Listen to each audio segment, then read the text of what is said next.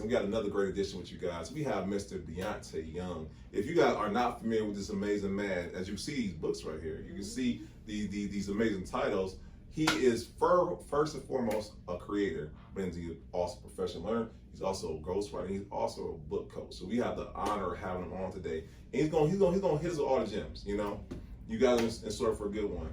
And then we got Miss Brittany with us tonight, and y'all already know who I am. So we let's get right into it. Thank you for coming in tonight. It is a plum-pleasing pleasure. Y'all, we've been laughing like crazy off camera. You know what I'm saying? So y'all get ready for the laugh. So I'm gonna ask you. Let's start from the beginning. Were you that guy in class who would get the homework done? You know, the assignments easily done. No. Actually, I was opposite. With school, they put me into honors class after first grade because they told my mom I had an exceptional level of intelligence. But once I got into honors classes, I was just getting the worst grades imaginable. And it's because, for me, I always like things where I can express myself. Yeah. So therefore, I was always writing articles, about Michael Jackson, because that's one of my biggest influences because of his very unique presentation. And then I'm writing about the TV show Knight Rider. I love Knight Rider. Oh, Knight Rider is a good show.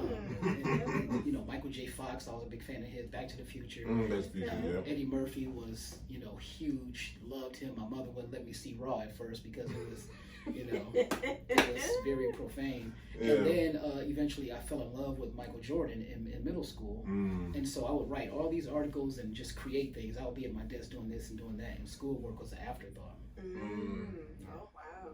Okay. And I know school has a habit, but unfortunately they kind of they don't help cultivate creativity. It's more so standardized testing, repetition, all the things that help you remember things, but not help spark that creativity. Yeah. Right. That's for sure, because for me, I love to express myself. So when people say, "Oh, you were going to be a writer from day one," I wasn't really sure about that because I liked a whole lot of things. And expressing yourself is one of those things that you can go anywhere in the world, mentally and physically, if you know how to express yourself and fall in love with stories and books and everything. So for me, schoolwork was just kind of like a restriction. And so I had the intelligence, but that stuff was so limiting. If it doesn't hold my attention, I fail at it. So with that being said, so when was that moment where you were able to put that creativity to work, or was that aha moment, like, okay, I know I'm creative, but how can I pick creativity to where I can do something I love doing? Well, I can tell you this. There was a flashpoint moment in 6th grade. Last day of 6th grade, June 20th, 1989. My 6th grade teacher on the last day of school said, "This guy is going to be the next Don King." Now, at the time, I didn't know what that meant. I just knew Don King was the guy that was loud mouthed and had this crazy hair. But it took me decades to realize, what she meant was, I can talk about anything in a hyped out way and really, really get people to buy into whatever it is. That's what he did. Except he was a shyster, and I was just an innocent person because I would be very enthusiastic about things. So therefore, I'm overzealous about, oh my God, did you see the shoes that Michael Jordan was wearing? Like, they were the most amazing shoes. It's, those kind of things. But also in 6th grade, I participated in something called the Young Authors of America. And I won the contest because I did a 10-page book on Arsenio Hall. And that was when his show first started. So I'm telling everybody that'll listen, I'm about to start writing all these books, and it didn't happen for 32 years. And then I wrote 5 in 12 months. But I was always writing, even the O.J. Simpson trial, I was writing articles like I was in the courthouse. But I was really watching TV, and I'm just like, okay, so Lance Ito ruled that they can't admit the evidence that, Mark Furman said that O.J. really dropped the glove here and wasn't playing. So I'm writing these articles like I'm with the Associated Press. And so, like I said, that was so much freedom. There wasn't the restriction of doing schoolwork. I don't care about the Boston Tea Party. I have no care for that. But there are things that I do care about because it piques my interest, like the Kennedy assassination. I can tell you every detail about it. But I would say that would be where the seed was really planted. I loved writing from the age of 4, but at age 12, that's when I actually won something for it in 6th grade. Right. Oh, okay. And backtrack, you didn't even start with the past. I thought you started with past, present, future. You know what? My We bad. don't know Because we don't know where you're from. he's so cultivated, he's so captivating, you know, so you got right into it, you know. But yeah, she's right. She's right. My bad. Game, Yeah. Because you right to it. we gotta make sure you rep your Hey, hood. sometimes the best movies start at the end. And You then know what? Go back to the beginning. See, he good. See, the whole time you good. Yes. Yeah. Like, So. like you would see R. Kelly in jail, and then you'll be like, "How did this happen?" Then go back to the beginning where he's stalking playgrounds and stuff. Okay, you know. So. Well, that's a great enough. Yeah, I was saying that's unique. But she's absolutely right. We want you to know, rep your hood. Let us know because you know our audience is not comprised of just only Cleveland people. You know, all together or whatnot. So we want to let them know where you from, where you rep. Well, if you look at this. Okay. So Okay. 115th in St. Clair, my address was 516. And that's the first. That is the first. All right. I can live in Beverly Hills Mm-hmm. and be filthy rich, and people will be like, "Where you're from Beverly Hills?" I'll be like, "No, 516 East 115th Street," because that's where, in my embryonic stages, that's where I started, and then from there, that's where I was cultivated. That's where I evolved. That's where all of the touchstone moments happen. Yeah. Okay. You know, so that's gonna always be home no matter what. No, I ain't gonna lie. Now you episode 140 episodes. We have never seen someone repping like that. Yeah, that's repping for real. Yeah, I repping for real. You know what I'm saying? No, Love yeah. No, absolutely. And I mean, once again, I feel like that's like I said, it pays homage to where you came from, but then once again, it keeps you humble. Yep. And understand where you're coming from. So that's dope. Yes. Yeah. The Glenville District. All right. Yeah. No, that's good. So okay. And she's right, because like we want to get to the past. I want to jumpstart right into the books and whatnot. But like you said back to grade that kind of cultivated that talent. But when did that talent come into? Okay, now I can do it for real. I love that question. I would say the digital revolution when the internet really became. Because I've never heard someone say it like that. That's different. The digital revolution. So in 1995, I had a friend tell me that new words come around all the time. I said, there's no such thing as a new word. Mm-hmm. And then he said, I can give you a new word right now. I said, what? He said, email. And email was a new word in 1995. And I was like, oh man, I feel stupid. So at that time, you're hearing about the information superhighway, you're hearing about all this. Then I started hearing you can meet girls on the internet. So that's when I got me a gateway computer. And in 1999, right on the heels of the Columbine tragedy, I got my first computer, and I'm in this chat room looking for girls and all this. And then the first girl I met, she was like, typing in the chat room, and she was like, "Oh, who are you?" And then everything was really, really awesome. So that's like the gnarly term. But turns out she lived in Australia, so I couldn't get to her. But the next girl I met, she ended up being my oldest daughter's mom. She because we started going steady. I like to say that, like happy days in the Brady Bunch. But so we started going steady, so that was awesome. But then I started realizing that the internet wasn't just something that was for novelty things. It was something that was revolutionary, but that's when Web 2.0 came. It took Web 2.0, which came around about 2004, 2005.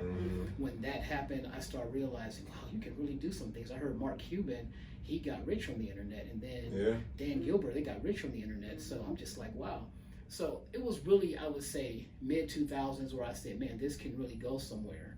And that's when I started creating things and, again, expression. I started making CDs. I made 10 CDs in a matter of 3 years. And it was all about the storytelling. I never cared about rap music, but I said, well, I can't sing, so I gotta do like alternative rap. So I had all kind of songs that was unconventional. Like I had a song called Another Pair of Panties. It was a lot of stuff like that. You probably should drop that. Yeah. You know what I'm saying? We're in an age where time is not. This is the time for it, by the way. So y'all heard that. Y'all go. Is it online? Can we look around online? Is they stream? Believe it or not, I made that like 20 years ago. Hey, you need to drop that. You need to drop that. It really should, because it was a lot of, and I have an affinity for white women. And so my first CD was called My Vanilla Addiction, and the first song was called Once You Go White. I say once you go black, I say once you go white. Okay. And I remember telling people, and of course the beautiful black women will probably be mad at me, but look, I love you too. I came from a black woman, so you know. Yeah. But with that being said, I always say you actually get, people think that mud is dirty, but you actually get dirtier when you play in the snow. You know what I'm saying? So it was kind of that. So all of that stuff is just a creative outlet. Okay. You know, what it is. And you know, if it ain't snowing, it ain't going. You know. Oh, man, you are funny. Yeah. But no, I mean, yeah, no. So okay, so listen, we gonna listen. We gonna have a show notes. We gonna have a link to get Deante CD. All right, Yeah, y'all. So get that. drop Drop them. Cause that's gonna be fire. I used to do the skits too. Like, Did you like intros and all that good stuff? yeah, too? like you're like Darnell going over Becky's house. Uh-huh. Hey, you know what I'm saying? Like, hey, is Becky here? I'm here, Darnell. You know, stuff like that. Darnell, you know. You are man of many talents, man. Yes. Like that's I mean, it was just what I like doing. Yeah. You know, you got the silliness from Ludacris, and I'm like, oh, Yeah. Oh, I remember those. Yeah. Yeah. You know, so. that's Back for the first time. That's one of my favorite seasons of all time. But the skits on there is hilarious. So no. If I really told you though, I did a reality series. And it was called A Date with Deante, and I did it from 2008 to 2013. Did it for 6 seasons, 81 episodes. And if you wanted to ask me in a nutshell, what is it about? I would say Girls Gone Wild meets Jerry Springer. Okay. So I had to take those videos down when I got to these types of points because people expect me to be on the up and up and rated PG-13, if not PG, And so because those episodes, but see, I'm very proud of it, and I tell people all the time: never apologize for any previous version of yourself. I'm sorry, I did that one time. That's good stuff right there. Because whoever you were before, it brought you to where you are now. Absolutely. The only thing you should apologize for is if you deliberately hurt someone, and I do say deliberately because there's sometimes you can hurt people inadvertently. Inadvertently, yeah. Yeah, and so, Absolutely. but A Date with Deante was very controversial, and the people that watched it the most were the people that hated it. Because they wanted to see what I was going to say next. But I would interview people on camera, but it would just be the camera pointed at them. You don't see me except in cutaways. Kind of like that Vlad TV type of ordeal. Yes. Okay. And I would do all the editing, and it was mostly women, but I would ask them very shocking, hard-hitting questions that people would be like, I can't believe he asked them that, but they're like waiting for the answer. Well, you might have been heading toxic. Do you remember Taxi Cab Confessions on HBO? Yep. Those were crazy. Yeah. Well, in this, that won awards. Yeah. People did anything you can think of on my episodes. They did it. Whether it was have sex, whether it was do drugs, whether it was even this girl slit her wrist to show me that she was an emo. Oh wow. I mean, it was just a lot. But the thing that made the show the most powerful was the interviews. Yeah. And so to me, I feel like, man, this is another form of expression, and I love that. So people wanted to call it smut, but then other people called it art, and I feel like it was artistic. Have your time, man. And most of the greatest art is very abstract, and that's what that was. So all of these things was leading me to where I am now because the creative outlet is what ignites. It's like an accelerant. Yeah, and that's what it was for me. That's good stuff right there. So okay, and I love how you said it because you're right. I say I got in trouble because I know the one first thing they did when I came to this age, I go through my social media and like take down certain things, but I'm about to keep it because like you're absolutely right. These things, these experiences, these pictures, or whatever you may see, these all led to the man you see before you, or woman. You know what I'm saying? So I totally agree with you. And like, if anyone, I hate how we'll see reports of. Remember Kevin Hart with the Oscars? They were talking about what he said in 2010. We're talking about something that happened 10 years ago. He's a different man from that. Right. And I those things bother me because like we can't be human. Yeah. Like who's perfect? Like, but that's. Don't get canceled. I don't want to get canceled. I don't want to get pulled up as canceled. But I understand what you mean. So, so through artistic expression, you had if anything I've got for you from since we've met you and since hearing your story, you are a creative person. Yeah. Hands down. Yes. You're a man of many talents. You know. Right. Exactly. Anything that's unusual, I'm automatically drawn to it. Perfect example. When Eminem first came out, I'm just like. I didn't care about rap music, but believe it or not, the guy born and raised in Glenville, my first rap CD was Eminem's first rap CD. People would be shocked. People would be like, what? Are you kidding me? So, but I'm looking at him, I'm like, wow, he's awesome because rappers don't look like him. Yeah. You don't have bleach blonde hair, pale white skin, beautiful blue eyes, dog chains, a white t-shirt, and live in a trailer park, and then have the skills out of this world. Right. And then the sense of humor, and then you're not entirely sure when he says that he killed his mom. You don't know if he did it or right. not. You weren't sure. So that was so different, and I was drawn to it. Yeah. And I was drawn to Michael Jordan only because of the Air Jordan shoes. I didn't care about shoes, but in 7th grade, I started seeing people wearing I'm like, you know, those shoes are different. They don't look like regular shoes. Like, what is this guy? There's a guy on the tongue. I'm like, what is it? And it was just so many details, and that's what drew me, and that's what got me into him, and then got me into liking basketball. So because when something is different and unique, I'm drawn to it, and I just think that that's how a lot of people are, but they probably don't realize that they're that way, or they don't articulate that, you know? That's good stuff right there. So, okay. And like that kind of segues to my next question is like, so the evolution of you, we have they with Deante, and then when would you say was the moment when you refined that and you said, okay? I would say, listen, and I'm sure a lot of people have this as a story. So going into the new decade, so when it was the last few months of 2019, the 2010s were coming to a close, and I said, you know, I really want to completely and totally change my whole way of existing and what I can achieve.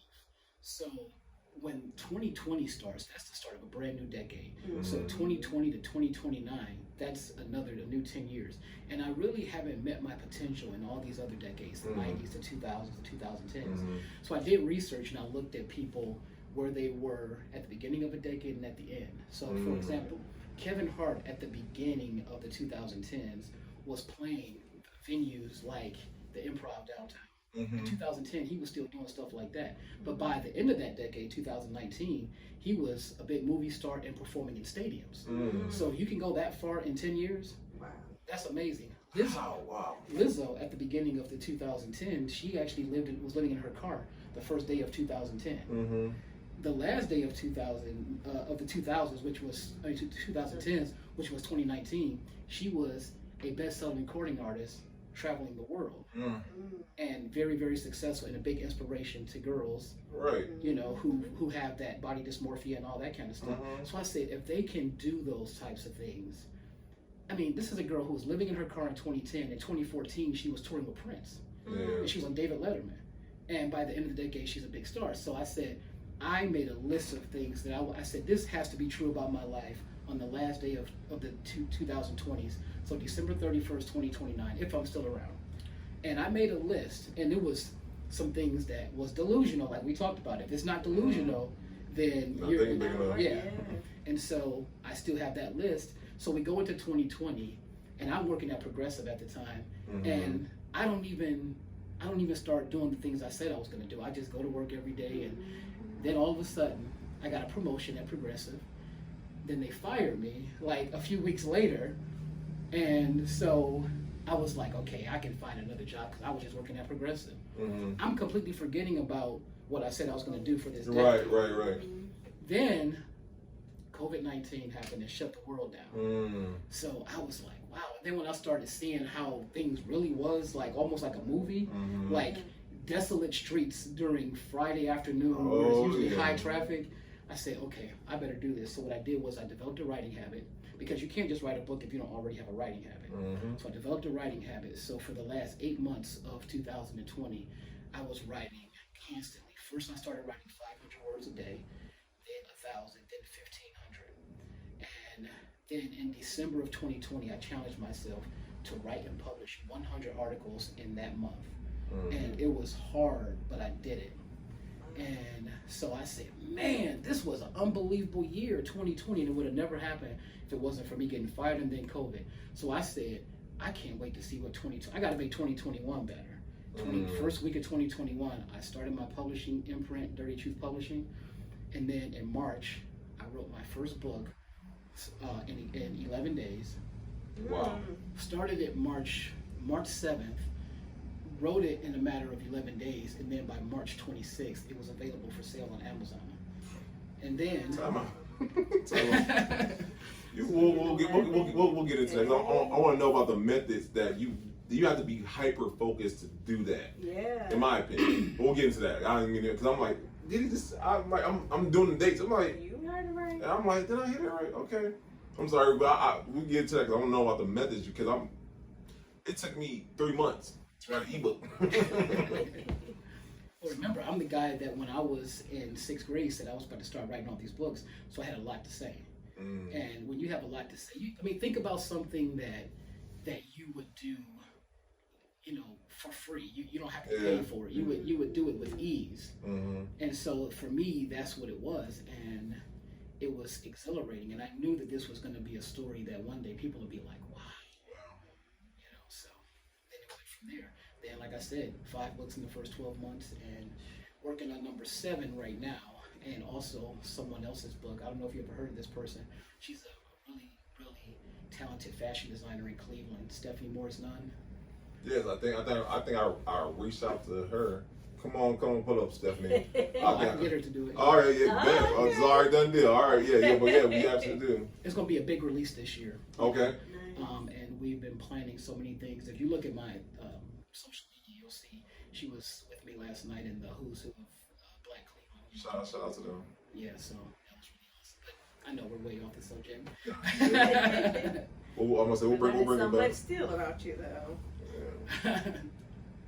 But I know one of the things that I did want to pull out because I don't want to minimize our viewers to minimize the fact of what you accomplished. Like you said, you wrote 6 books. 6 books. 6. We ain't talking about 2, 3, 6 books in that short amount of time. So what would you say? What would you credit that to?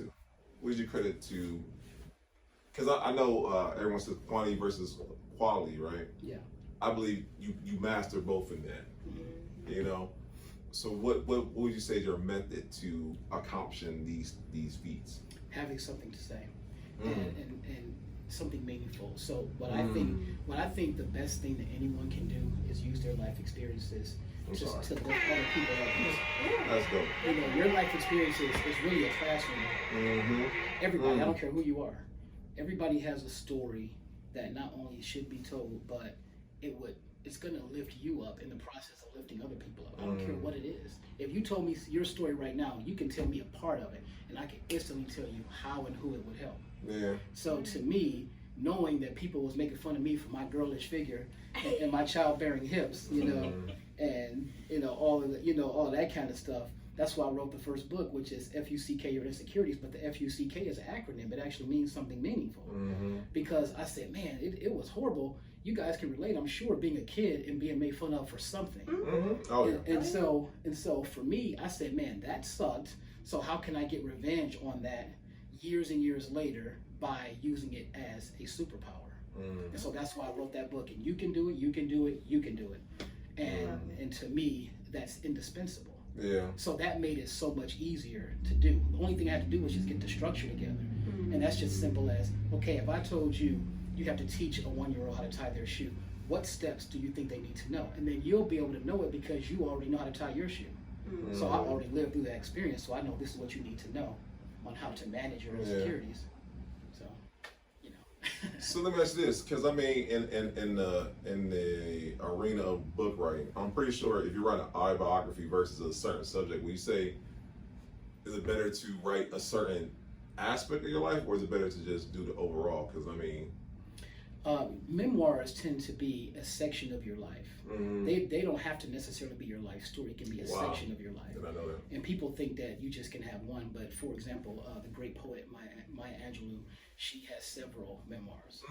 I Know Why the Caged Bird Sings is actually a memoir. And then I did not know that. Yeah, that's a memoir. Wow. And so a lot of times people will do it in the form of a sort of a novel where it's your story, but it's kind of fictionalized a little bit. And there's a woman that lives in San Diego that met me online a couple of weeks ago, and we had a conversation, and she has an amazing memoir. She let me look at some chapters, and I said, man, this is going to kill. I'll come to California and help you do whatever you want. But the point is that we all have it in us, and yes, you can do parts of your story or the whole thing. And it's probably better, whatever way you do it, there's no wrong answer to it. Yeah. So. Because I mean, like, because when I write my autobiography, I want to make sure that I get it. But you're right. It's going to be so impactful. I might get it out to like 3 volumes. So you're right.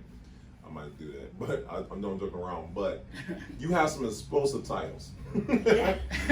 My question to you is, when it comes to writing a book, do you feel like having a great title is just as good as having great content, or is it the other way around? It's essential. They say you never should judge a book by its cover, but people do. And so the title is essential because the title is going to get people to really pay attention to it. If I told you, matter of fact, I'll give you a perfect example. Years ago, I was trying to think of a book title for people that cheat, like, how to overcome, people that cheat. And it was like, how to overcome infidelity in your relationship. And that's such a boring title. I said, I don't like this. And, I'm like, man, this is so then I said, oh, I got a better title that really grabbed people. Another Pair of Panties. And so another pair of panties means this guy is cheating on me like crazy, and you gonna stop and look at that. If it's in Target, you gonna be like, what is this? Yeah. What, and so when you don't have that notoriety like Beyonce, you have to hit people over the head to get them to pay attention to you. Ooh, that's a whole jam right there. It's like, my title of my ebook is Take Charge of Your Credit. That's not exciting at all. It is. No, I want to change it around today. I'm like, stop being lazy and take care of your girl. Something like that. Like, you over there. I don't know. We'll figure it out. We'll talk off camera. And the subtitle is, it sells people and let them, okay, this is either for me or not. So if you look at that book, for example, Winning is for Losers, well, that's a powerful title because people say, what does that mean? Well, how can that be? And then you look at the subtitle, How to Use Positive Thinking and the Gift of Fear to Succeed in Life, Love, and Business. So then they know it's for them or not. Yeah. So that's, to me, it's indispensable. You have to do that. Yeah. No, that's good stuff right there. I hope y'all taking notes, because listen, he giving away the game, because I don't like when we were setting up, when I was like, that's a great title right there. Oh, that's a great title right there. Yeah, the titles are what caught my. Can't sell your home and tired of carrying that load? Drop the house. Gutter Properties will buy your house as is with offers up to $300,000. Need serious repairs, liens, taxes, or judgments? We'll work through your unique situation to get that house off your back. During your free, no-obligation appraisal, we maintain social distancing and take every precaution to ensure your experience is safe. Drop the house. Gutter Properties. Call us or visit gutterproperties.com today. Now, did you learn that through trial and error? Like, did you have maybe a few books we don't have out here where you're like, yeah, that didn't quite work out, and we're keeping it in the mold? Just me noticing what I like and what catches my attention, and also what catches people's attention anyways. You guys heard of the what is that website Gossip? How they have all those really dramatic headlines and stuff like that. Yes, they do. And, you're right. And it's just like, it's so many things that I've seen over the years that was interesting, whether it was newspaper headlines or whatever. And I remember, for example, the O.J. Simpson trial. It was all these headlines that was just like so catchy. They said when O.J. got arrested initially, his nickname used to be the Juice. The Juice, yeah. And the headline on one of the papers said, "The juice is finally squeezed." And I was just like, oh, that's amazing, right? That catch your eye. Yeah. That was as opposed to Simpson arrested. Right. The juice is loose. I remember that title. I'm like, the juice is loose. Yeah. So that's what I'm saying. It's very important, and you will get people to get that if you do stuff like that. Your titles, they will care. That's good stuff right there. And like I said, that's a great tip.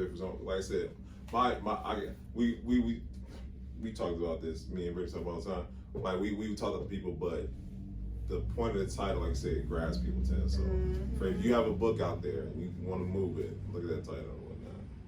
Okay, so I have another question. All right, another question. Let's get into it, because you obviously you're doing well, right? How did you get into marketing those books? Because one thing to write it, it's another title, but it's another to actually market it so people actually want to buy it. So, well, I was terrified of marketing because it just seems complicated, right? But then a friend of mine, she's a very successful real estate agent in Lake County. She told me marketing is fun. So I'm like, okay, I guess I got to start thinking that. But I didn't really think it at first. But marketing is really just storytelling. You know, if you think about it, think about how great Nike's marketing was for Michael Jordan, right? Yeah. So they told a great story. You know, listen, this is a guy who was cut from his high school team. He used to get beat by his brother playing basketball. Then he hits the winning shot in college. And then he comes into the NBA and he's killing it currently. And look at this guy. You want to aspire to be like this guy because he got cut from his team and look at what he's doing now. And so it's just like, wow. That's right. So that's marketing as storytelling. And so that's all it is. And I just did things that was outside the box. And I can even show you some pictures where I would have people pose with the book and then I would, you know, put it on social media. And then that made other people see it because that person was tagged in it. Then there would be people that didn't know me that knew that person. So now they wanted the book. So that's why this book right here, Winning is for Losers, that's why I made it the way I did, because I interviewed 18 entrepreneurs, millionaires, fitness coaches, whatever, because I felt like their audience would gravitate to the book because they want to see their chapter. So that was I'm sorry, that's all strategy right there myself. So that's actually how I got to Wayne Dawson, because I said, man, how can I get this guy? You know, he's not going to talk to me. But then I realized, well, Winning is for Losers is the title. So the whole idea of what that title means is that the people who do the most winning are also the ones that lose more than anyone because they try more than anyone. So you have to try without being concerned what the outcome is. Yeah. I'm sorry. I'm taking it all in. So with that being said, I said, you know, listen, I don't care what he says, but I'm succeeding just by trying. He could say no, and I succeeded. And I can show you right now on my Instagram the DMs. I sent DMs to people that probably wouldn't respond, but I had to try. So I sent DMs to Will Smith, to Lizzo, to Tyler Perry, to all these people. I even contacted Arsenio's agent, Mike Tyson, and they were trying to get me to buy some reefer, some Mike Tyson reefer, and then now I'm on his mailing list because I reached out to them. And of course, these people, they still haven't even seen the DM, and this was in 21. But the point is, come on, Will Smith, you seen it. But I feel accomplished because I tried. Yeah. How many people would not even do it because they're like, oh, he's not gonna do it. Yeah. So there's a chapter in there, how to win 100% of the time, and that's how. You just try and don't worry about what the outcome is. That's a great lesson. That is. Yeah. You know, that's good stuff right there. I did gonna ask you because I'm gonna segue to that tell us about how you helped Wayne Dawson get his book off the road. Oh yeah, get his book out. It will be the last one, wouldn't it? It sure would. So this is the Indomitable. The Indomitable. And it's so funny too because you see I got my autograph on the last page. Okay. And then if you look at the publishing imprint, Dirty Truth Publishing, the D and the Y, that's my initial, so that's why I didn't read it. That's good. I realized they got it in gold back there. Yeah, that's good. So okay, let's talk about that because it's one thing for you to write a book for yourself, but it's another to write with another person and with another personality. Like, did that ever conflict with the two? Because I've met Wayne Dawson. I'm not saying I know Wayne Dawson. You know what I'm saying? And I met you. Like, you know what I'm saying? Like, how did that go about? How did the creative process happen with that? Well, because he was in Winning is for Losers, we were already acquainted. Okay. So after 3 months, I said, Wayne, we should do your memoirs. Dick Goddard has memoir. Ramona Robinson have, all these people, but you don't. Yeah. And so he said, okay, let's do it. Call me Monday. It was that simple. Wow. And I was a little surprised. So a few months later, we actually got officially started. And I admit that I kind of was being a little self-serving because I said, I want to make a list of people that I want to talk to, but it was people I really wanted to meet. Yeah. Like R.A. Vernon and, some of the Cavs players and Browns players that he might know. But ultimately, we settled on a good list of people to interview for the book. I also narrated his audiobook, well, half of it. Mm-hmm. He narrated the part where he's talking. I narrated where everyone else is talking. Mm-hmm. And so that was an exhilarating experience. Wow. That's good stuff. So, I mean, I can get where, what I'm saying, I'm talking about my own life or whatever. It's different when you're talking to the person because your interpretation might be different from his. Yes. You actually live it. Yeah. So I can see where, that if given, let's say not Wayne Dawson, someone else, it can be conflicting.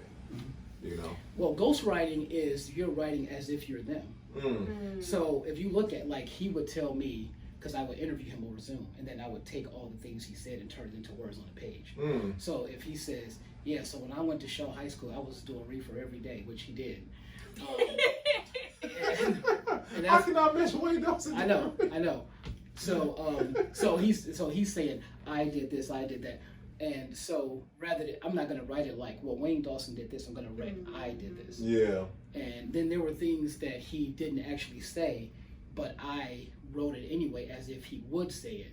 Like, for example, and see, I told him, I said, look, I'm a stickler for the details. So he didn't even know what year his mom died. I said, when did your mom die? He says, not sure, I think 98. But I said, okay, we need to know for sure. Yeah. So then I said, what was going on in the world? And then he said, the presidential campaign with Bob Dole. I said, well, that happened in 96. So I realized it was 96, but he didn't know the month. So I had to track down his cousin, and she told me she had the obituary still. And it was August 7th, 96. That was significant because her birthday was August 12th of 96. Wow. So I wrote it as if it was him. My mother died peacefully August, but he didn't even know that. So he never actually said those words. Yeah. But you read it, you're going to think he said those words. Right. That's good stuff right there. So you have to come from a place of like, not empathy, what you would call it, because you're putting yourself in someone else's shoes. Yeah. Essentially. Yeah, and I it was so many times where I was writing like, okay, if this was my book, I would be writing a joke right here. But he wouldn't say a joke, so I just had to write it like he would say it, and it not be a joke, you know. So because that's how you do good ghostwriting. Yeah. And that's why ghostwriting is very expensive too. It's a good ghostwriter. If you find someone that's less than $20,000, they're probably bad. Wow. Yeah. And it goes up to 100 plus. People don't know that. No. So if you need ghostwriters. So if you find somebody that say, "Oh, I can do this for $100," you know, beware. Yeah. But I feel like I was worth it because of things like that. And when I asked him, I said, "Wayne, what will make this book a success to you?" He said, "If it helps people, my story." I said, "Well, Wayne, they have to be able to relate to you. They can't relate to you because you've been on TV 43 years, so you're gonna have to go deep, and you have to get personal." So he got personal. I was a drug addict, I was a drug dealer, I was a womanizer, I was an alcoholic, all by the age of 13. That's in the book. Yeah. And you would never think that about him. No. Right. But it's better because now you see this man. Wayne Dawson's a pastor. Yeah, he's a pastor and he's great in so many ways. Yeah. So that's why you look at the title, "The Seeds of Greatness Are Within You," meaning while he was in the midst of all that, that was still in him. That's good. So what did I say? Never apologize for any previous version of yourself. That's good. You know. Tight episode. That's it. That's good right there. Okay, and then so I want to get into that because ghostwriter. Then you said you are a book coach. Yes. Like I've never heard a title, by the way. I've never heard a title. So you many coaches. Right. You heard of many coaches, but not that one. So let's break it down because there's someone watching like I want to be a book coach. But I don't know what that means. Let's break it down real quick. So a book coach, because most people are not going to be able to afford a ghostwriter. So a book coach, you just coach them on how to do it. You say, listen, what do they need to know? So they're going to need to know how to get a professional cover done. They're going to need to know the non-negotiables, professional cover, professional editing, and formatting. Because if you don't have those things, then you can just say, oh, my 3-year-old cousin did this, you know? And you don't want something that's going to not be taken seriously. So I'm coaching people on that. I'm coaching people on how to pull things out of themselves because it's sometimes hard to get your own story out of yourself. Yeah. And so that's an underrated thing. And then I'm telling them, listen, you know, what do you want? Do you want this book to be a bestseller or do you want it to be just something that makes you money? I mean, those are different strategies you have to do. So I would coach them on these things. There's so many details you have to know. You have to know keywords, categories, hashtags to really make it visible. What's going to be visible? Who are you speaking to? Who is your audience? Yeah, that's good. So coaching these people on this, now they have some direction. How do you set up chapters? What's the easiest way to set up a chapter? To me, you start with a quote that's relevant to the chapter. You make 3 points, recap, and you're done. You may sound like that was like it was a simple thing right there, but that's pretty. ABCs. Yeah. Right. That's how you know you do it for real. But the template is there, and it's always good to tell a story because people remember stories. They forget facts and figures. You're absolutely right. They remember stories. You know, you may not remember how many points per game LeBron scored, but you remember that. oh, this guy, he broke the scoring record. You know, I don't know how many points he scored that game, but I know he broke the scoring record. You know, stuff like that. That's good stuff right So, there. you know.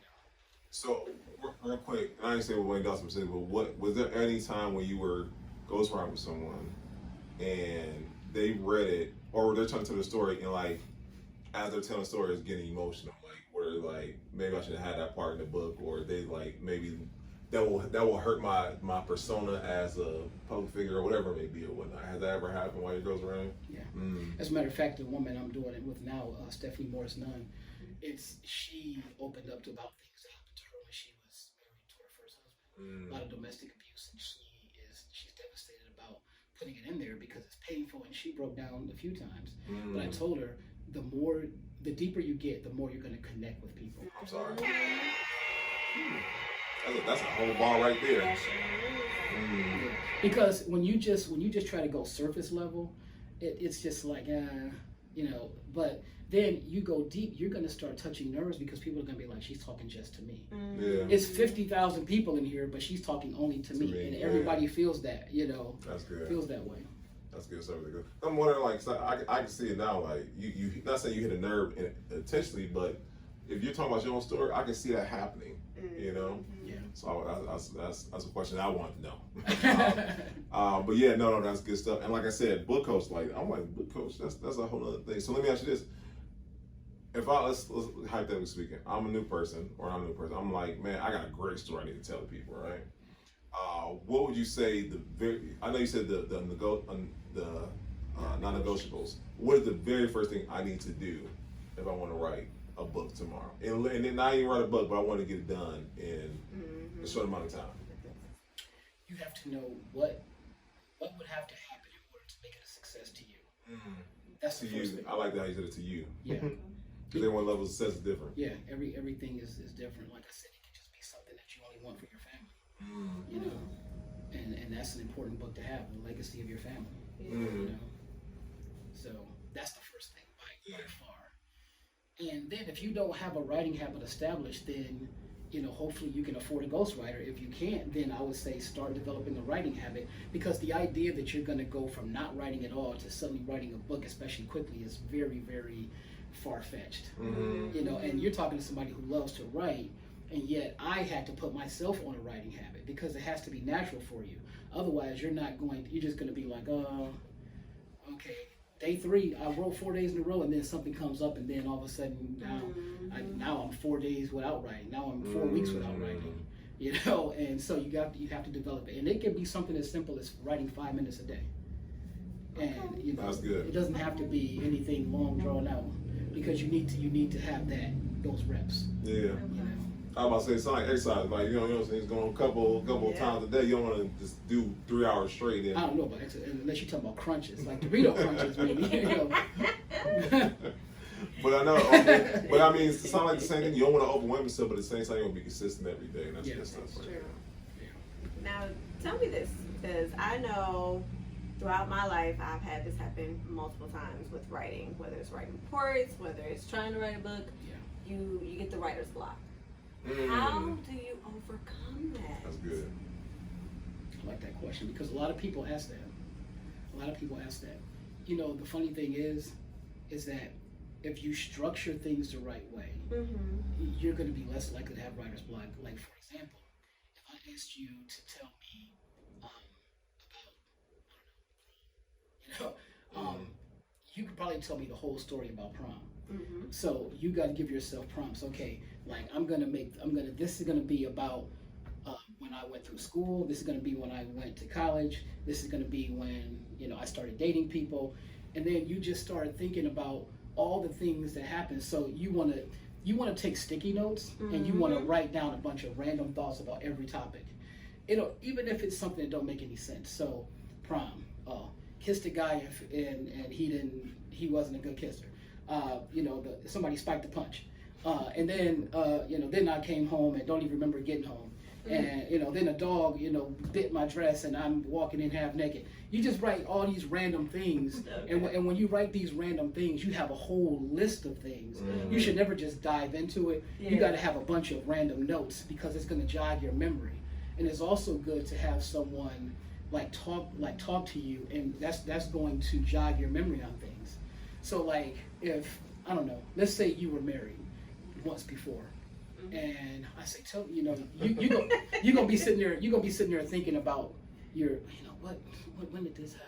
But if I'm talking to you, let's say you get a friend or somebody to just prompt you, say, remember that time when you got into the fight over who could watch what on TV, and then you like, oh yeah, and then he had the nerve to do, and then it's better when you got someone pulling it out of you, because you're too close to it. But when someone else is able to ask these questions, like I can ask him questions about his life, or you, or whoever, and you'll be like, man, I didn't even think about that. I forgot about that. Or wait a minute, you mentioned Michael Jordan. You just reminded me of when I was in this situation, and then I wanted to get the Bull starter jacket or something like that. Right. So you always want to do that. But writer's block is something also that you can overcome by journaling a lot. So when you journal, it's pretty much your random thoughts. Yeah. And so when you journal, those are good things to prepare for. And also talk to yourself and use your voice memos to record random things and just talk. Oh, that's good right there. Oh, yeah, Yeah. I never thought about the voice Yeah, memos. because that's a good way to get things down when you think about something that you might forget. Yeah. Okay. Those are all great tips right there. Yeah. So, okay. Talk about the past, talk about the present, talk about the future. So you're 6 books in. And I'm not mistaken, in the beginning, off camera, you say you have a goal you're trying to attain, right? So what does the future hold for you? Well, that goal is no longer reasonable because of the way things have gone, the trajectory of things in the past, couple years. But if we're talking about the future, are we talking about the immediate future, or are we talking about long term? You know what? Both. Oh. Let's do both. Okay. So within the immediate future, I want to do something. I want to fulfill all of the goals that people gave me. So at the end of every year, I ask people close to me to give me a challenge that they think I might not be able to achieve for the next year. So I got the entire year to do it. My best friend said he challenged me to make $100,000 at least. Well, he said 6 figures. So he said make at least $100,000 as an entrepreneur in 2023. However I do it. So I was just like, wow. He said that's going to push you to do a lot of other things to try to get to that. So I want to try to fulfill that for the rest of the year, and also think about new ways to automate income streams.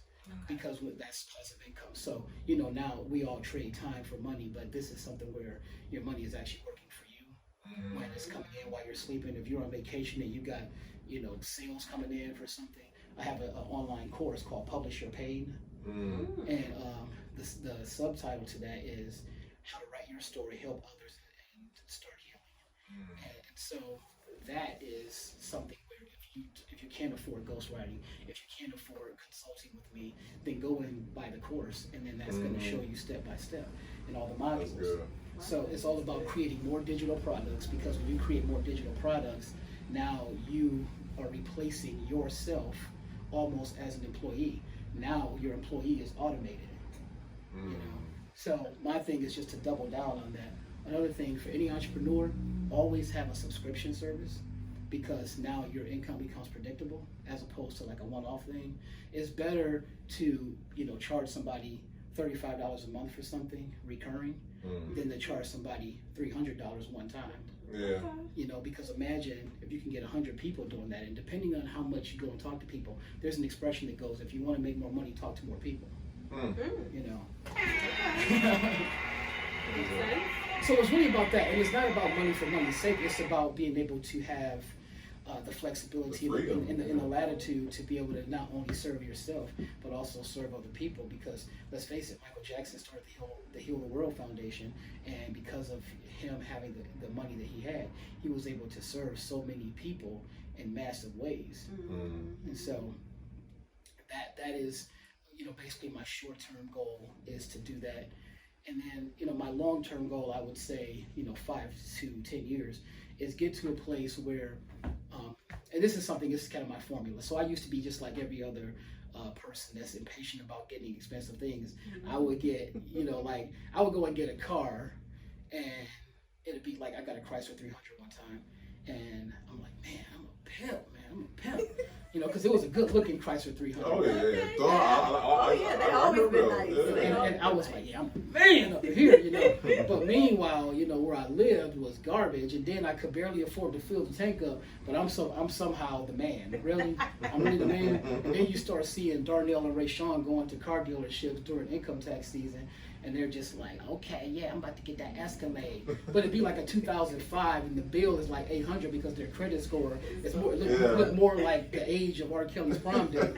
You know, so and I'm just like, you can't even fill it up. You know, you putting a fourth of a tank in because it's so expensive. And then they living in the projects, but they, yeah, you see me, you know what I'm saying, my money long. You feel me? You know, you feel me? And you know what I'm saying, there's nothing to it all. So I realized how ignorant that is. So my whole thing is this. This is the formula. Hopefully you guys can adopt this. Right. The formula is this. You have a super sweet car. I mean a sweet car, right? And somebody like, man, this car is sweet. But when they see your house, they're like, oh my God, your house is more impressive than your car. And then once they see your house and see that it's way more impressive than your car, then they see your habits and they realize your habits are more impressive than both. So if those things don't align that way for me, then I look stupid. And I'm gonna tell you, there's a picture of Michael Jordan. I always bring up Michael Jordan and Michael Jackson. So there's a picture of Michael Jordan from the 1992 NBA Finals, and he is getting out of a sweet Ferrari Testarossa. The license plate say M Air J. He gets out of this car. That car, even back in '92, cost $400,000, right? So you look at that car, man, that's a sweet car. But when you looked at the house he lived in at the time, 56,000 square feet, a cigar room, a full basketball court, indoor and outdoor, a trophy room, 15 bedrooms, 10 bathrooms. That house was better than his car. Then you see his habits, working out like a madman, practicing like crazy, and then you see how he plays on the court. So his car is sweet, but his house is sweeter. His habits are sweetest. So that right there, like that right there. That's the formula. Instead of homeboy, you know what I'm saying? I got, you know, hey, you see this Escalade? I'm in the Esky, man. I'm in the, you know, and it's like a 05 with 300,000 miles, and they paying $900 because their credit score was trashed out. You know, hey, you got $5 I can put in my tank. You know, like the rims too. I mean, get a new tire on a Rolls Royce is like $90,000. You know, so if you can't, so I want to be able to have those things in that way, and I need to be at a very high income level, at least $5 to $7 million monthly. And the reason why is because if I'm doing that means that I am really serving my purpose at a high level. Because the only way I would get to that is if I'm serving my purpose. I won't get it hitting the lottery. I won't get it working for some company. I'm only gonna do it by serving my purpose at a high level. That's how Oprah did it. That's how Tyler Perry does it. Oprah cannot make any money that's worthwhile if she's working even at the most wealthiest company with the biggest pay scale. She couldn't do it because that's not her serving her purpose at a high level. Right. So if you are a high net worth individual, that means that you're serving your purpose at a high level, or at least it should, because if it doesn't, it means that you're in a prison, not in something that is your purpose. Right. So long term, it's serving my purpose, and those are going to be the touchstones to prove it to me when people can say, man, I know exactly who you are when I'm walking down the beach at Santa Monica. You know, if they know me there, they'll be like, oh man, you know, whatever, you know. And walking down Broadway in New York City, you know, then it's just like, okay, that's a byproduct of the fact that I'm serving my purpose at a high level. That's good. Wow. That's really good.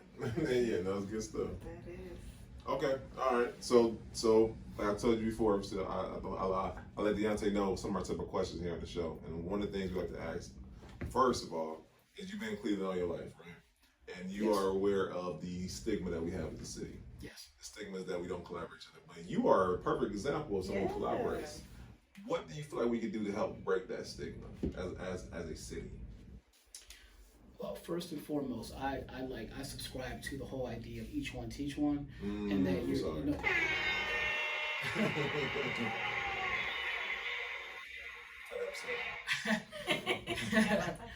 Right. That's the first and foremost thing, and also realize that everything that goes on in your life, it never happens to you, it happens for you. Which means that when it happens for you, you have to share the wealth, and it's a bottomless well of abundance, and you get more by helping other people than just by trying to keep all the trade secrets for yourself. It's not like if you tell people things, then you all of a sudden that makes your cup empty. If anything, it makes it fuller.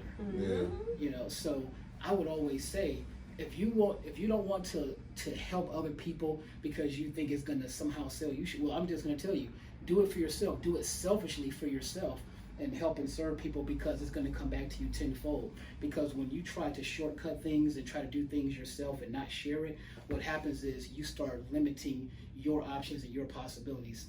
Perfect example, I'm helping with for example, with Wayne, me doing Wayne's book, Wayne comes and tells me, thank you for making me even more relevant. Now, this is a guy who's been on television 43 years. Right. And he said, I'm making him relevant because of all the marketing I've done for his book, 500 social media posts, since August. And also me coordinating his book tour, where every Saturday we're doing a book signing, but it's been a tour. We've done 18 so far. And all of these different things, and because I'm doing this and I'm sharing things with him that he doesn't know about the process, people are coming to me saying, hey man, can you do this? Hey man, can you do that? Stephanie Morris Nunn, the person that I'm doing the book for, they saw the promotion that I did for her. They're like, hey, can he do mine? How much does he charge? Does he take payment plans? All this kind of stuff. I'm sharing the wealth with her, and as a matter of fact, that's multiplying me, and it's multiplying her as well. And she tells That's me, good. she says, the more that you're lifting me up, the more it's lifting us all up, and I appreciate That's that. good right there. And so, so I would just tell people, do themselves a favor and serve. Yeah. Being a servant, that's actually one of the best things you can be. Yeah. Yeah. I heard that now. I know I said this a couple of times, but I think the best answer we ever had thus far. Yeah. That's good stuff right there. Serving each other. Yeah. No. That's good. The breakdown, absolutely. Okay, all right. So, and this is another one of my favorite questions. This is why I love these questions, because great answers like that one. When it comes to your legacy, what do you want your legacy to be for Deante Young, and what you want it to be for Dirty Truth? I want my legacy to be something that people can look at and say, man, the number one thing that I was lacking all this time was just self-belief. Everything that when people think I need to have this, I need to have that, no, man, I didn't need it. I didn't need to be confident. In my book, I say, listen, confidence is overrated. Courage is more important. Wow. Because you're not going to always feel confident. That's real. Confident is fleeting. But you can always summon the courage to do things. Because so many of us think that we have to feel confident, but we know we don't. So it's just like, yeah, I can't. But courage, that's something where you just go for it and you say, you know what, this might not work. Right. And you just be okay with that. And having that courage, you'd be amazed at how far you can go just by having the courage. How many, guys you want to ask out, but you felt like he was out of your reach, or how many girls you want to ask out, but you felt like she was out of your reach. You might say, oh, she ain't gonna go for me. Well, you know what? There's people that she did go for that don't have some of the qualities you have. So it's all about courage. And I always talk about, make sure that people are focusing on their goals, but not their goals. I'm talking about their GOALS: gratitude, optimism, attitude, love, and self-awareness. Those are the goals you have to put. When you focus on those, then you're going to have a very centered self. So if people are listening to me and they're able to come away with it that, look, I am enough, and I don't have to be confident. I can be courageous. Nobody's better than me. And usually people that you think are better than you, they're usually looking at you like you're better than you realize you are. You know what I'm saying? So self-esteem versus self-worth. Self-esteem, that comes with, oh, I like the way I look in this shirt. But the next day you're not wearing it, you feel like garbage. But self-worth is always there. It's always there. Your awareness of it is not always there, but your self-worth is the sum total of what you have meant to the world since the day you were born. I'm sorry. I've never heard that before. That's new. When you came into the world, you made people's lives better. Yeah. A group of people. There's somebody that 10 years ago in the grocery line, you probably helped somebody with their grocery, or something you did you don't remember. That's all a part of your self-worth. You know, something, whatever you bring to the world in a positive way, that is impenetrable. Your self-esteem can always be penetrated. Now, we can go back in time and we had that, we'll be unstoppable. But that's the problem, is that we overestimate everyone else and we underestimate ourselves.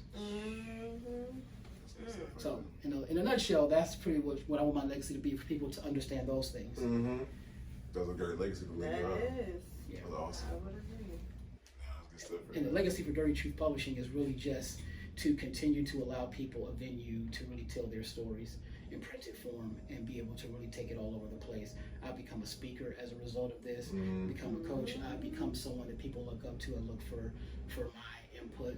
You know, Peter Lawson Jones, you know, who's in the new Tom Hanks movie, he was my first guest on Discussing with Deante. Yeah, You know, things like that. And so these things come because of the synergy. You want to practice synergy, which means that's another reason why you need to, collaborate with people. You know, That is so true. I mean, think about it. Bell Biv DeVoe was better as Bell Biv DeVoe than just, New edition. I got you. Yep. So I got a question. Is your daughter just as creative with you? Just as creative at writing as you are? Did she catch a bug too? I have two daughters, and my youngest daughter, she is very, very much like me, and I go to her all the time for advice. She's gonna be 20 in July, and you know, I think I'm probably the only parent that says, "You're doing a great job raising me." Because her advice is so indispensable. Wow.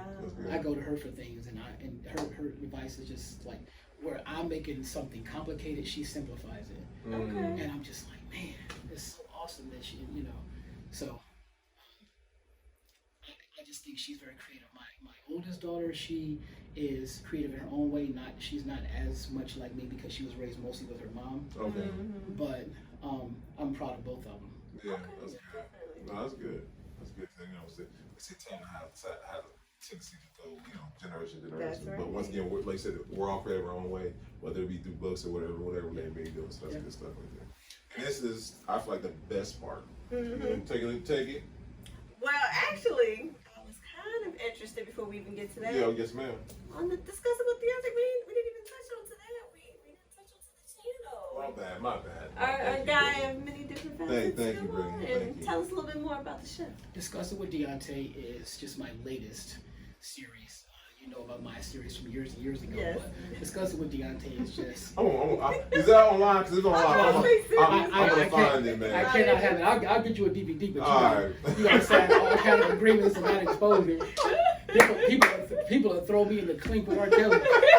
Like, man, you need to, y'all need to be together, you know. But Discussing with Deante is really a forum with, where we discuss things, and we're discussing things that are uplifting, and also the story of people. And I've had people that are, just really awesome people. Like Dr. Yvonne Pointer, she's big time. And like I said, Peter Lawson Jones is on my first episode. Actually, Wayne Dawson is going to be. I've already did the interview with him like weeks ago. I just haven't put it out yet. Okay. And I interviewed him for an hour. Nice. Nice. And there's just a few other people. There's a woman named Maria Daniels. She's a gospel singer. She's very gifted. Stephanie Morris Nunn, she's on there, fashion designer. A woman named Maria Fitzgerald. She does journals and she's a speaker. Very inspiring journals. She has all these self-empowerment things. So it's really just a forum where people can talk about their story and how it relates to how other people can, not just build their story, because their story is being built every day, but how they can, put it in a public forum and really articulate it, because the last thing you should do is be stingy. So when you learn how to share, meaning your story, that's when things really open up for you. Yeah, that's true. That's good stuff right there. Thank you so much. Yeah, because we said We before will- the camera was rolling, and I'm like, wait a minute. Yeah, we I want wanna to get hear back to that. No, I Yeah. appreciate that. Subscribe, y'all. Right. Right after we get done with Deante, we get one and then the other. We got to the progression. No, I'm just playing. That's good stuff, though. You're going to need a drink after watching it. I'm telling you. Oh, that's good stuff. But we got your line. Right. Okay, and then this, I feel like the point of I believe for every good podcast interview, whatever it may be, someone should be able to kind of takeaways. What do you feel like? Because you've been dropping gems left and right. You know, what are 3 takeaways you feel like someone should get from a tight interview? Well, first and foremost, you should always go where you're celebrated. I'm sorry. Because there's 2 different types of people in this world: lifters and laners. So, so lifters, they lift you up, they affirm you, they tell you can do it, they tell you don't worry about the naysayers, you're good enough. Right. And then leaners, they just lean on you, they suck the life out of you, the energy. Face it, you're toxic. There's just the toxicity is devastating and demoralizing. So I would definitely say go where you're celebrated. You'll be amazed at how sunny it is over there. Everything else is a dark cloud. You know, that's the biggest thing. And then also, number 2, I would say, always remember that you are enough because you were created on purpose for a purpose. You beat the odds, the biggest odds you'll ever have, because in order to be a human being, you have to beat 450 billion to 1 odds just to become a human being. That's the sperm that don't make it, just 1 out of 450 billion. So you already hit bigger odds than the super lotto. And you can easier become Beyonce and her success than you can to become a human. So the fact that you became a human and you're walking around this earth, that means that you were created on purpose for a purpose. So just remember that no matter what, every day you are literally a miracle. It's a miracle to be the one out of all those. I tell people all the time that I am the swim champion. And they don't even know. They like, man, you don't be swimming. You know, they don't realize what I mean. You know? But all of us are the swim champion. You know, and so the summer that I was conceived, there was a Summer Olympics, and I found out who won the Olympics that year, and I was walking around with that person's name on my shirt, and they was like, "What does that mean?" And it was like, "I won the Olympics. I'm the swim champion." But so all of us are swim champions. So that means that you are the ultimate miracle. That's fine. That's good stuff. I want to use that one now. Yeah, definitely. I'm like, I am a swim champion. That's good stuff. Yeah. No, and like I said, it has been an absolute good time tonight with you. Yeah, we have laughed, we have learned, and I feel like we are better equipped now if we want to start writing our ebooks, memoirs, whatever it may be. I feel like know the difference. Exactly. Right, know the difference, and then we just know we're better equipped now. So we want to thank you for coming on tonight, Deante, man.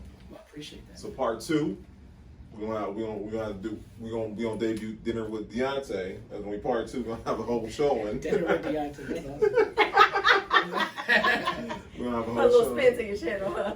Dinner with Deante. That's hilarious. It's funny. But we appreciate you, man. We're honored to have you on with us tonight, man. So we thank you. And what's a massive honor to me is gratitude times a million.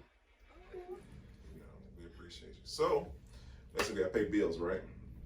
So, guys, unfortunately, we put a postpone to the podcast training. We're gonna let you guys know when we have a later date, but we thank for the people who did get their tickets, and we're gonna be sending out those refunds very soon. But just know we postponed it. It's not canceled. It's postponed for a later date. Okay.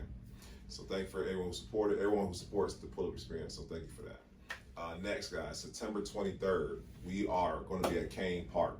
We're having the first annual Black Wine and Beer Festival in the city. You've been in beer wine festivals before, but you haven't been to this one before. It's going to be music. It's going to be health and wellness. It's going to be a great time. We're going to have good music, good alcohol, and it's going to be good. You'll have the cookout that you are now invited to, by the way. So listen, 2U Wines is sponsoring the whole thing. It's going to be great. Y'all already know Nakia, so it's going to be a great time, and we want to see you guys there. So get your tickets. September 23rd. If you're a vendor who would like to be part of that experience, I believe the cutoff is July 1st. You still got time to become a vendor, by the way. So I want to see you guys there. Do we have that everything? I think that covers it all. Okay. By the way, Brittany's birthday's coming up soon, so you guys make sure July 4th to sell Send the Brittany. work, y'all. Yes, yes. Make sure to sell. It's coming up. It's gonna be national. It is a holiday, by the way. So yeah, make sure to look out for that soon. And I think that's everything. That is. That's everything. Sweet. This is episode 140, guys. You know what? I am officially saying countdown to 150. Well, I don't know what we got for 150. I'm trying to plan something special for y'all. But we're going to celebrate 150 because most podcasts don't make it past episode 50. We're on 150 coming up, right? Yeah, so we got something to work on. I don't know what, but it's something. We're going to celebrate. So yes, thank you guys. I want to thank you, the person watching this, the person listening to this, that every week you guys show up, show out, and subscribers keep subscribing, keep liking, keep commenting. We want to thank you guys because great people like Deante come on and share this great story. You guys are watching it because they're dropping gems at the right. I don't know what y'all doing. I hope taking notes because it's all good stuff. So we want to thank you. And we'll see you guys next week, okay? Peace.